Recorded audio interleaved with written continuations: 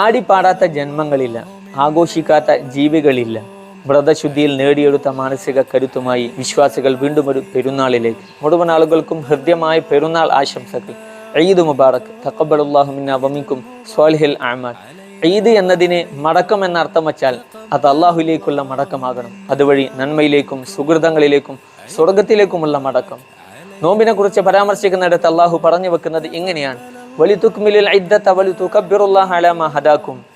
നിശ്ചിത ദിവസം നിങ്ങൾ പൂർത്തിയാക്കാൻ വേണ്ടിയും അള്ളാഹുവിന്റെ മഹത്വത്തെ പ്രകീർത്തിക്കാൻ വേണ്ടിയും, ഒപ്പം വലഅല്ലകും തശ്കുറൂൻ, അള്ളാഹുവിനോടുള്ള നന്ദിയുള്ളവരാകാൻ വേണ്ടിയും.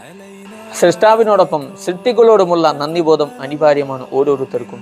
ചുറ്റുവട്ടങ്ങളോട്, പരിസരങ്ങളോട്, ജീവിത വഴിയിൽ നമ്മെ കൈപിടിച്ചുയർത്തിയ മാതാപിതാക്കൾ, ബന്ധുജനങ്ങൾ, കൂട്ടുകാർ, നാട്ടുകാർ, ഒപ്പം ആഘോഷങ്ങൾക്കപ്പുറം ആഘോഷങ്ങൾ മാത്രം കേട്ടുകൊണ്ടിരിക്കുന്ന പാലസ്തീൻ മക്കൾക്ക് വേണ്ടിയുള്ള ഐക്യദാർഢ്യത്തിന്റെ സന്ദർഭം കൂടിയാണിത്.